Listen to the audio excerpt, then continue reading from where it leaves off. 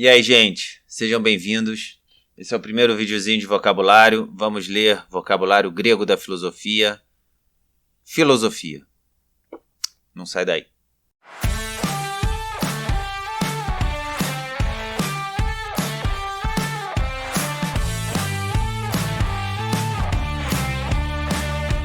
É um tanto quanto autoevidente porque que eu vou começar falando de filosofia, né? É um vocábulo tão caro aqui pro canal.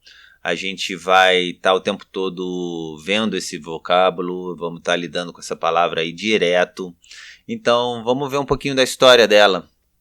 O que aconteceu, por que ela está aqui. Filosofia, amor à sabedoria.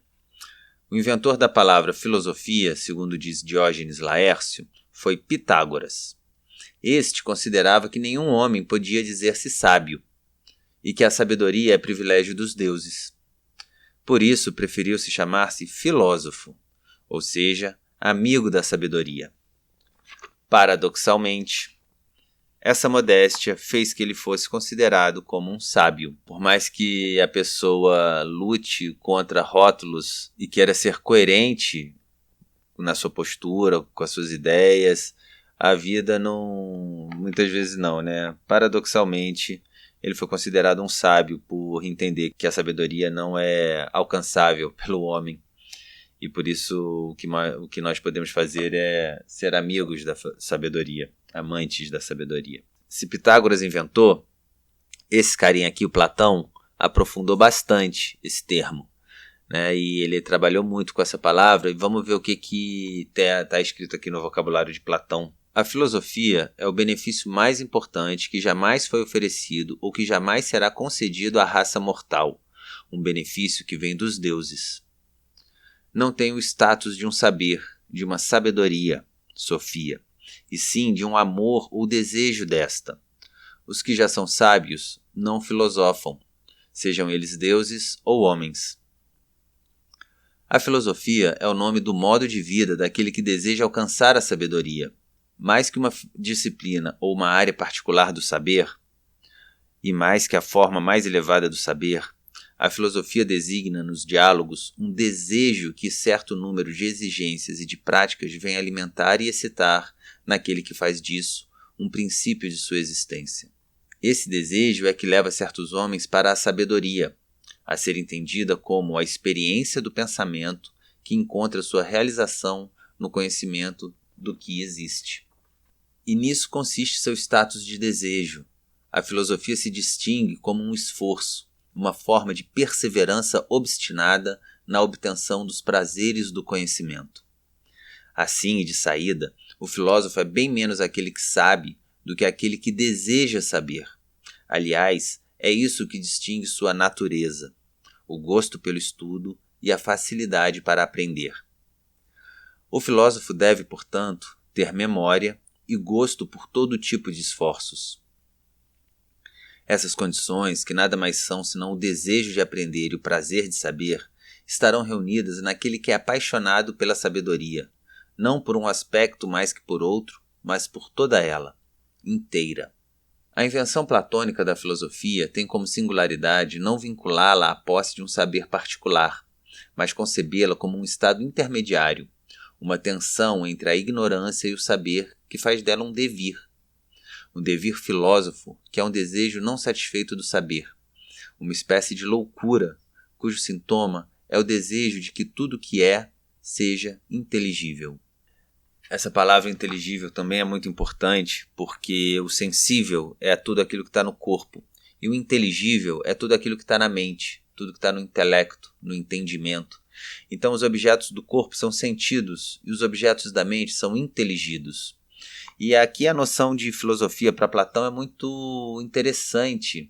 Se a gente puxar aqui a brasa para a sardinha do canal, né, de como que a filosofia precisa se fazer viva, como que você vai viver a filosofia, esse desejo de que tudo que existe possa ser pensado, tudo que a experiência, né, que a sabedoria, como que é as palavras aqui mesmo? A sabedoria é a experiência do pensamento que encontra sua realização no conhecimento do que existe. a gente vai pensar exatamente a partir do que existe e como que a gente vai conseguir um conhecimento seguro a partir de toda a transformação que existe. Porque a vida é pródiga em nos oferecer formas, nos oferecer seres, nos oferecer experiências e situações e arranjos que desafiam o nosso entendimento, que desafiam o nosso intelecto. Então, quando se fala da palavra do devir, é essa situação que está sempre em mudança, que está sempre indo e vindo, está sempre se transformando. A gente percebe que tudo se move. E é nessa capacidade de pensar a vida que a gente consegue fazer viva a nossa filosofia. Porque a gente precisa achar esses princípios que nos permitam estar na filosofia com segurança, ao mesmo tempo que tem toda essa mudança. É esse o esforço que Platão, com suas formas e ideias eternas, tentou realizar, de ter o imutável dentro do mutável. Isso é uma forma de ver a filosofia, isso é uma forma de tratar o exercício filosófico, esse esforço infinito. Mas como eu já adiantei no videozinho sobre o que é filosofia, se ela é a medicina da alma, também é importante a gente buscar ver o que é a alma, não é mesmo? Então, nos próximos vídeos sobre o vocabulário, a gente vai olhar para esse termo, alma. Como que essa palavrinha tem sido trabalhada? Quais palavras essa palavra esconde? Quais palavras essa palavra traz? E para a gente poder aprofundar a nossa reflexão. Aqui é um vídeo muito rápido, eu estou lendo sem comentar muito aprofundado, com muita profundidade, exatamente para deixar livre a reflexão de vocês, para não ficar conduzindo muito a reflexão. Eu quero que esse canal seja muito mais um campo de diálogo do que eu sendo uma voz do saber, porque, como já disse Pitágoras, nós não sabemos, nós só podemos desejar o saber, ser amigos desse saber. Então eu estou convidando vocês para essa grande amizade e para as grandes realizações que a vida filosófica pode dar. Platão já apontava para isso, muitos filósofos falaram sobre o que é filosofar, Aristóteles disse, eu tenho minhas razões para não trazer essa noção do Aristóteles, que vocês vão descobrir acompanhando o canal, tá bom? A gente vai agora para os próximos vídeos de vocabulário. A gente vai ver o termo alma, que no grego é a psique, para conseguir perceber como que a filosofia vai nos permitir tocar essa coisa tão enigmática para os nossos tempos, né? Falar de alma é falar de vida, e a falar de ser humano, falar de ser vida, de servir à vida, né não? Vamos lá.